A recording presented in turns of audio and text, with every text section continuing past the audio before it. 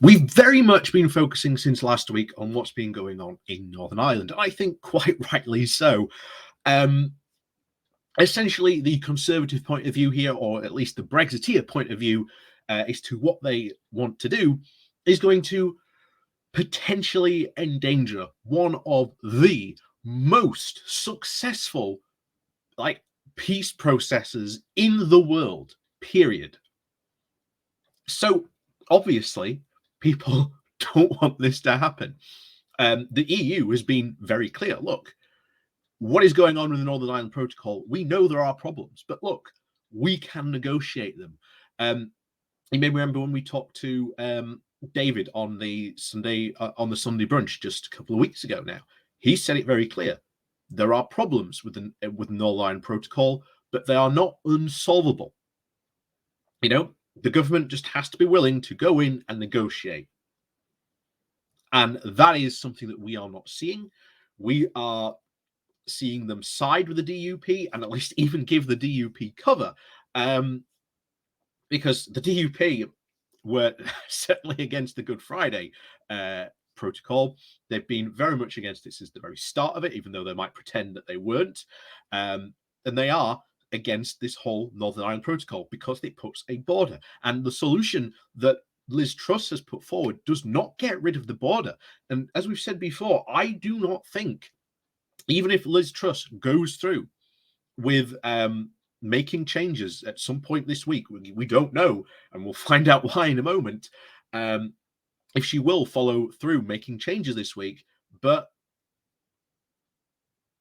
it's not going to get rid of that border, and the DUP are not going to be happy until that border is completely gone. And as we've said before, you cannot have a border between the Northern Ireland and the Republic of Ireland. You basically just can't. That's a big no-no because of the Good Friday Agreement.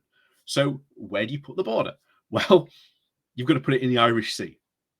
And that is something that the Brexiteers, people like Liz Truss, Boris Johnson, seem to just be completely ignorant of. But of course, the US has stepped in because, again, the US is a guarantor of the Good Friday Agreement, and they don't want to see it moved either. And recently, I think it happened yesterday, released a joint statement together with the EU to basically say, look, you keep the Northern Ireland Protocol in as it is. You sit down and you negotiate, and there is no renegotiation about the Northern Ireland Protocol. We are firm on this. And when the US strides in like this and basically, put it this way, lays down the law in this way, Britain has been well and truly isolated in this. No one is backing them to make this move and play. And as we remember, we've heard from Nancy Pelosi, you can kiss goodbye to any US trade deal if you endanger the Good Friday Agreement. And just as we might see targeted tariffs from the EU, we could also see targeted tariffs from the US if we start to mess with this deal, putting even more pressure on us. So now I'm even less likely that Liz Truss will actually follow through with her threat to trigger Article 16. So let's go find out what the US has had to say about this, because they have certainly come in swinging, to say the least. So, as always, please do remember to hit that like, share, and subscribe button. And of course, down below there are links to my Patreon page and a reputation link called Buy Me Coffee, where you can buy me coffee. And as always, thank you very much to all those people who do help and support the channel that way. So, on with the article. This comes from The Independent with the title of UK Isolated Over Northern Ireland Protocol as US-EU Allies Rules Out Negotiation. The UK's isolation over its plan to tear up the Northern Ireland Protocol has been underlined by a new US-EU alliance ruling out a renegotiation.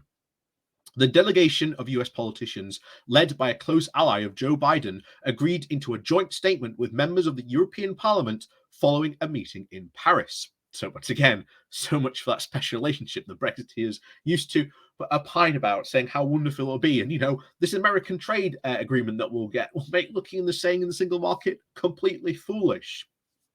Anyway, What did they have to say is the big question.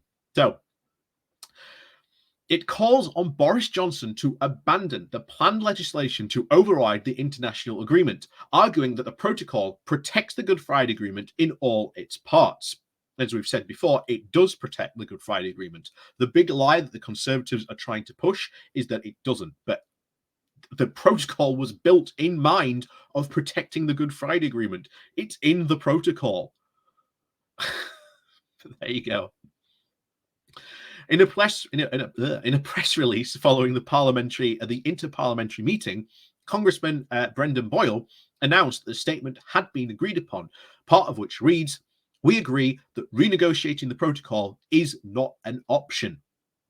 This later development comes just hours after Liz Truss and the Foreign Secretary resisted pressure to back down after the hosting the US delegation at a country elite in Sheffield on Saturday.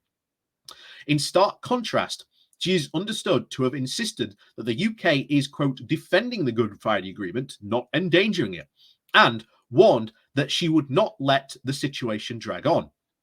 This crisis threatens to provoke a hugely damaging trade war with the EU, and if it carries out its threat to retaliate for what it considers to be a breach of the deal that Prime Minister Johnson hailed as fantastic back in 2019, as we've said before. They praise this deal. It's wonderful. This solves everything. This gets Brexit done. Done. Nope. As we said back then, nope. Nope. So anyway, on to what Nancy Pelosi had to say as well. Nancy Pelosi, the Speaker of the House of Representatives, has also warned that rewriting the protocol unilaterally will kill any lingering hopes that the UK has of a free trade deal with the United States. The UK argues that the legislation needed to remove the trade border and checks in the Irish Sea and to persuade the Democratic Unionist Party to end its efforts to block the formation of new power-sharing executives at Stormont.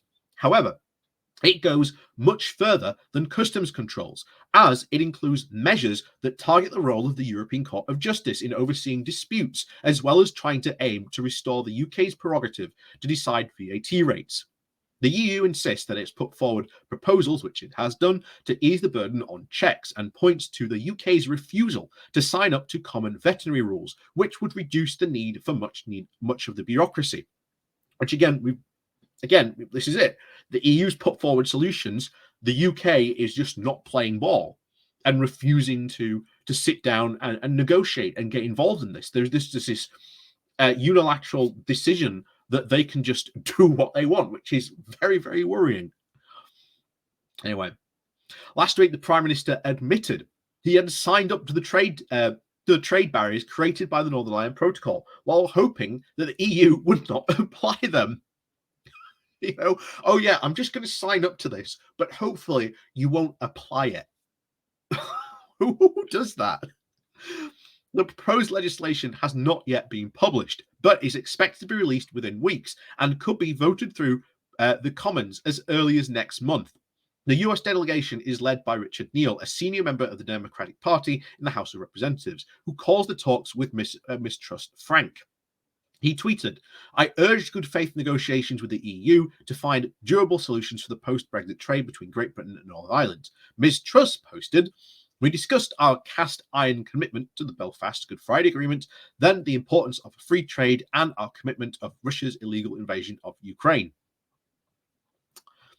Again, I think using this during trying to do this time where we need unity more than ever to essentially make sure that Russia doesn't win in Ukraine is completely false. I cannot believe they are doing this at such a time.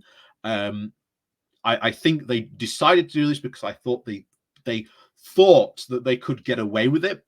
After all, the UK is a big supplier and has been one of the countries that has been helping out Ukraine quite a lot. So I think, or at least the thought process of Liz Truss was like, oh, it's okay. The US will let us get away with it. They'll just come in and tell the EU, no. Hasn't happened that way. Hasn't happened that way at all. And if anything, what is happening now is you are now cementing more and more an alliance and the relationship with the US has now with the EU, where at one time that special relationship we had with America was very much because we could help bring America's ideas and whatnot into the EU. So we were seen as sort of their ally and helping to push, US sort of foreign policy, helping them out in Europe. Not anymore, because now they're bypassing us completely, going straight to the EU. And as we've said before, Paris and Berlin have become even more important partners to the US now that we've left the EU. What a surprise! We said this all the way back in 2016 and have been saying as much since then. What more do we need to say? Yeah, we expected something this week. I was expecting something this week because that's what Liz Truss had come out and said, that she was going to release something this week. We still don't know if she will release something this week. It seems to be now pushed back again.